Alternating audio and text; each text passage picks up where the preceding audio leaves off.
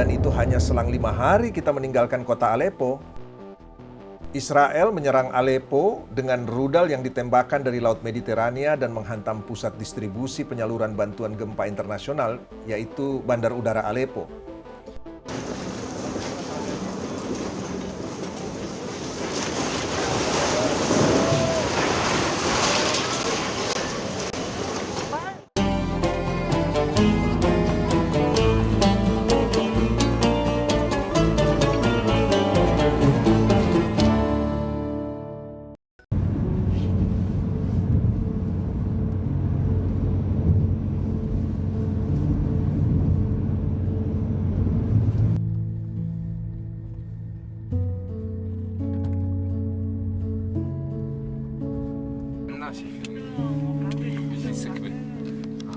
Dia OKB dan UKM.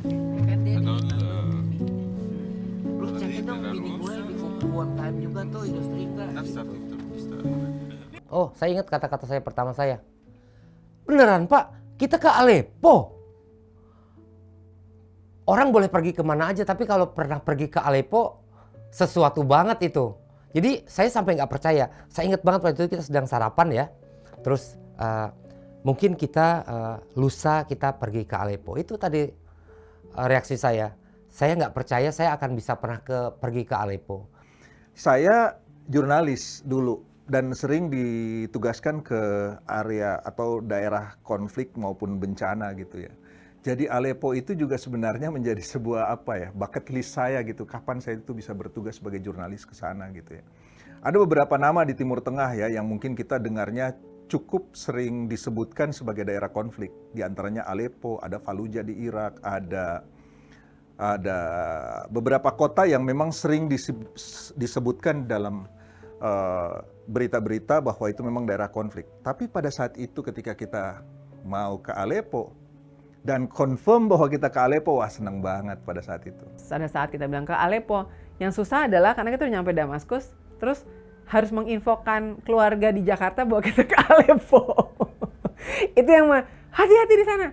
Ya iya lu pasti hati-hati lah gitu. Tapi kita nyampe sama kan perjalanannya dari Damaskus ke Aleppo itu kurang lebih 6 hours ada ya. Kita hampir 4,5 jam ya karena ada berhenti dan lain-lain. Dari 4,5 tuh sampai 6 jam karena ada berhenti.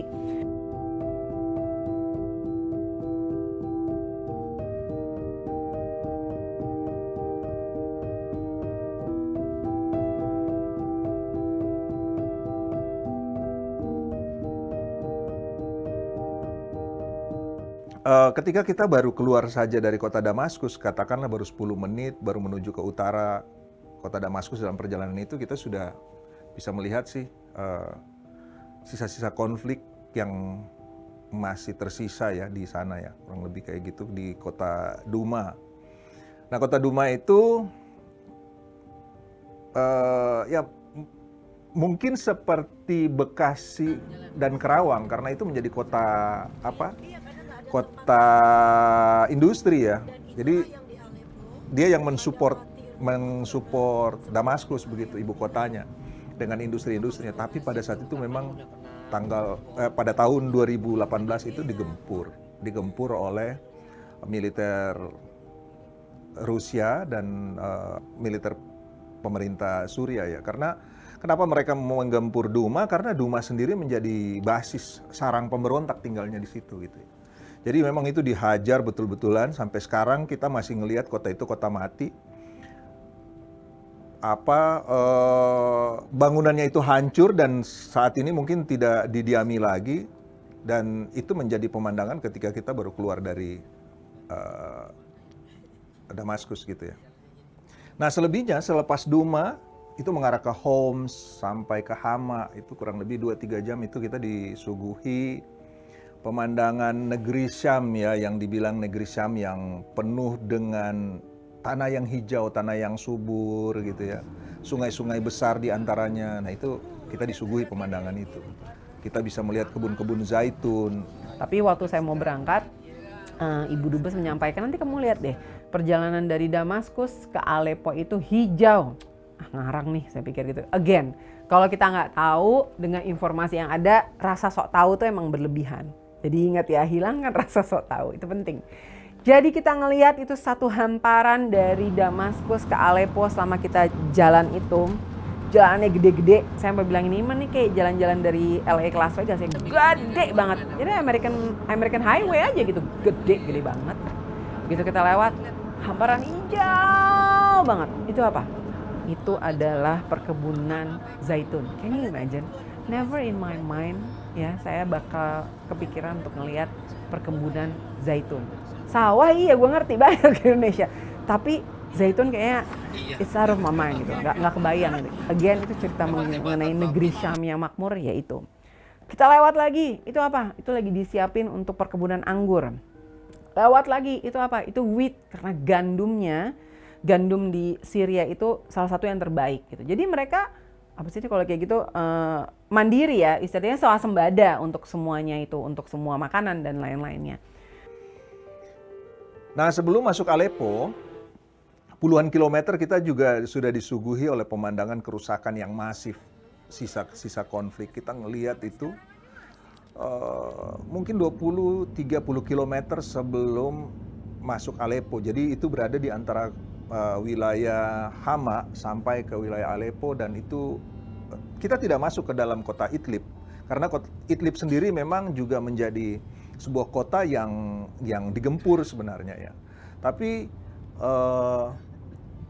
sepanjang highway dari Damaskus sampai Aleppo itu, ketika masuk di Hama sampai menuju Aleppo kurang lebih 20-30 km itu hancur masif total, menjadi kota mati ya, kita ngelihat di situ. Wah, saya sampai ini nggak ada penghuninya, nggak ada penduduknya, ditinggalkan. Jadi itu udah kota yang benar-benar ditinggalkan ya.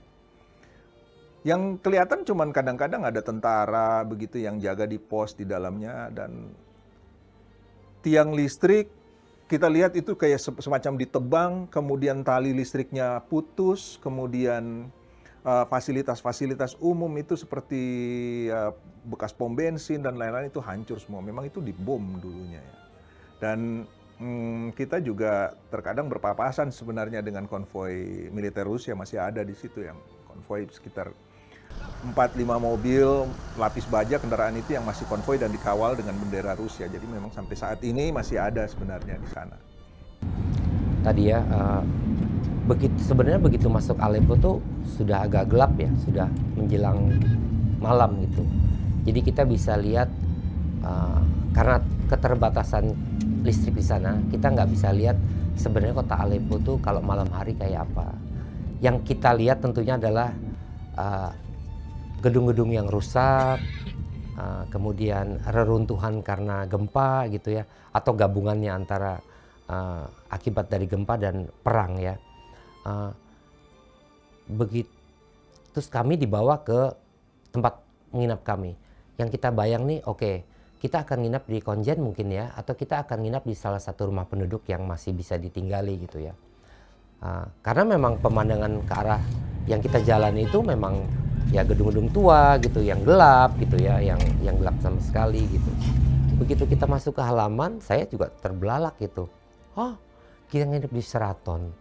Yang begitu kita masuk lobinya, itu kita nggak sadar kalau itu adanya di Aleppo. Saat ini kita sampai di kota Aleppo ya, dan nginap dulu sebentar, sesaat Sheraton Aleppo. Setelah tiba di sini, merubah semua persepsi kita tentang kota ini. Ternyata kota ini sangat hidup, dan kota ini memang terdampak dari gempa dan juga konflik sebelumnya. Namun kota ini benar-benar masih hidup, dan lihat suasana di sini masih seperti layak kota-kota lain di dunia. Malam itu kita nginap di Sheraton, ya sebagaimana Sheraton-Sheraton lain di dunia ya, fasilitasnya sama kayak gitu. Yang uniknya hotel itu memang sih tidak terlalu tinggi ya. Saya lupa berapa tinggi bangunannya, tetapi saya ingat kita semua ditempatkan di lantai 1. Kenapa di lantai 1 gitu kan? Oh ternyata itu kan baru habis gempa, kita berada di sana itu baru 18 atau 20 hari setelah gempa besar kemarin yang menghantam Turki dan Suriah ya.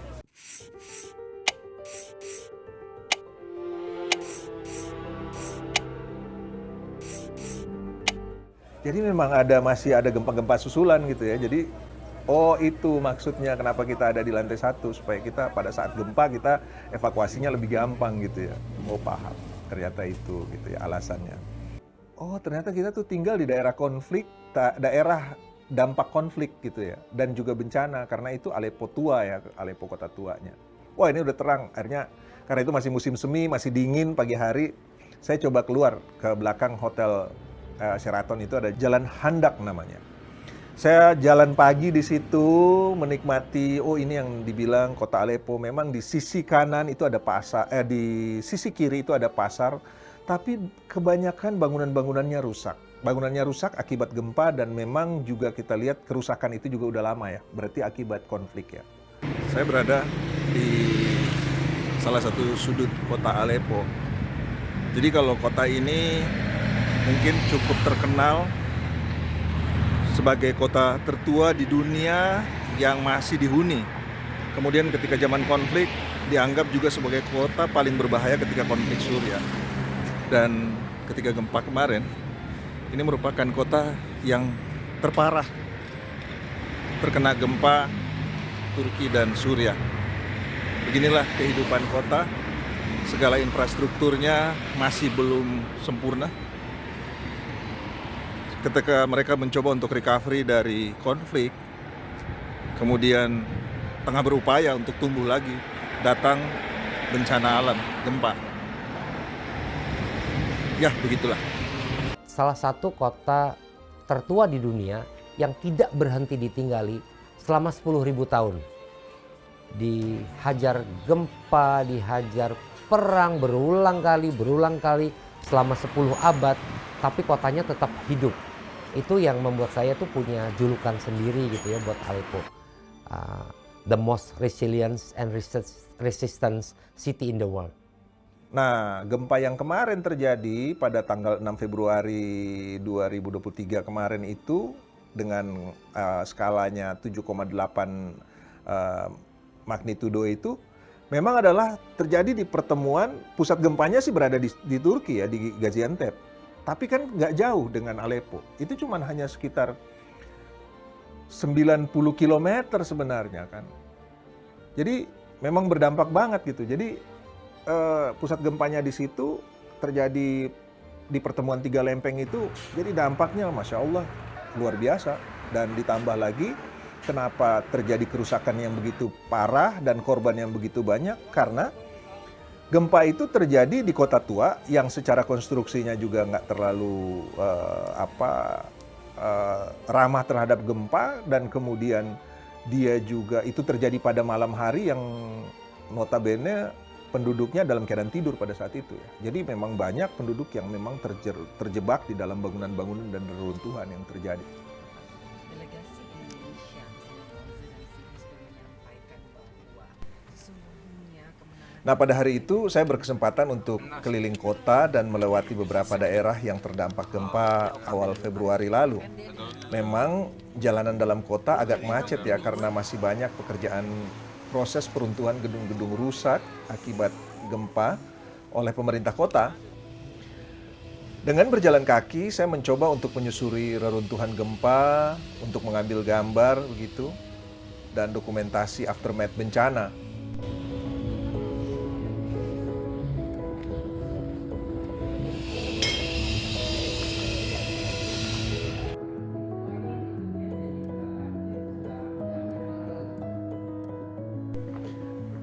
Benar juga, akhirnya saya mengalami dan merasakan gempa susulan di kota ini. Baru saja kita ngerasain gempa susulan.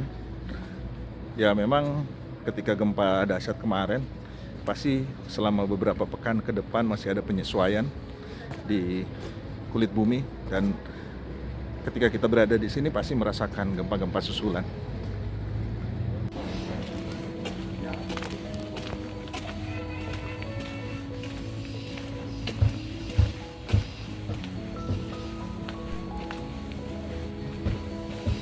Gempa susulan memang masih kerap terjadi dan itu sudah tidak berpengaruh pada aktivitas masyarakat ya. Mereka seakan sudah terbiasa dengan hal itu. Akibat gempa dahsyat kemarin, sedikitnya 5.791 orang tewas di wilayah Aleppo, Hama, Latakia, dan Tartus, serta jutaan masyarakat Suriah terdampak dari gempa itu. Jadi memang pada saat itu kami tidak bisa mengunjungi landmark kota Aleppo ya, yaitu Citadel Aleppo karena dirasa masih tidak aman bagi pengunjung karena masih ada gempa-gempa susulan.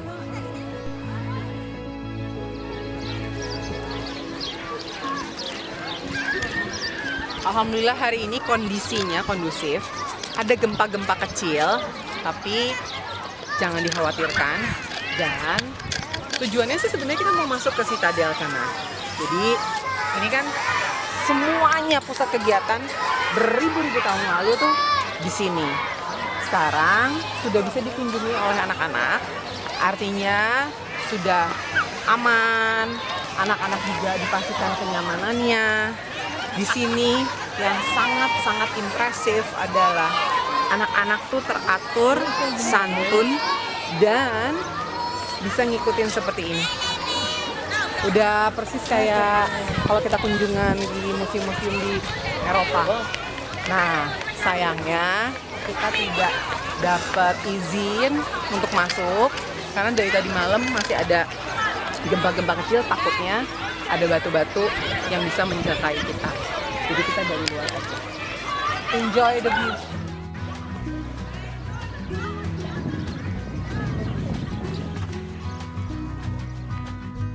Waktu kami ke Citadel, alangkah kagetnya di sana ada mungkin puluhan atau ratusan anak kecil seusia TK yang dijaga oleh 3 orang guru. Dan mereka tetap bergembira, tetap belajar, tetap bernyanyi bersama. Itu buat saya luar biasa.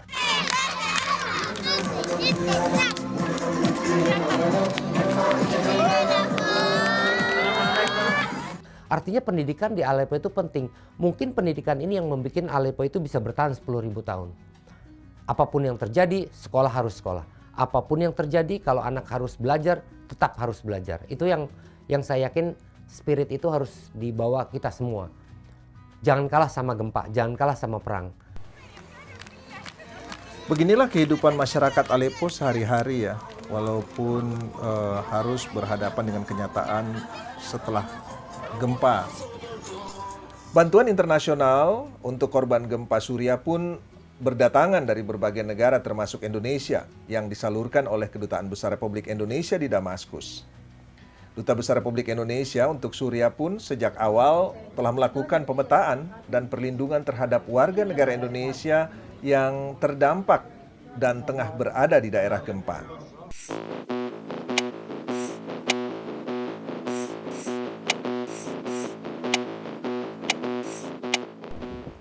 Nah, di tengah maraknya bantuan gempa dari dunia internasional, dan itu hanya selang 5 hari kita meninggalkan kota Aleppo, Israel menyerang Aleppo dengan rudal yang ditembakkan dari Laut Mediterania dan menghantam pusat distribusi penyaluran bantuan gempa internasional, yaitu Bandar Udara Aleppo. Dengan serangan itu, otomatis semua bantuan internasional yang melalui Bandara Aleppo langsung terhenti. Tidak habis pikir saya kenapa Israel tetap menyerang bantuan kemanusiaan internasional terhadap korban gempa Suriah. Hingga saat ini, sedikitnya sudah 3 kali Israel menyerang Aleppo.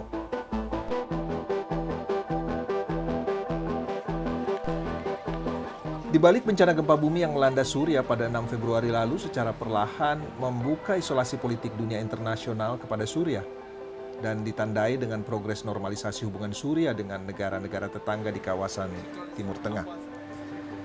Demikian Dokurama kita kali ini. Ikuti terus episode-episode berikutnya dan tentu kami masih bercerita tentang Aleppo.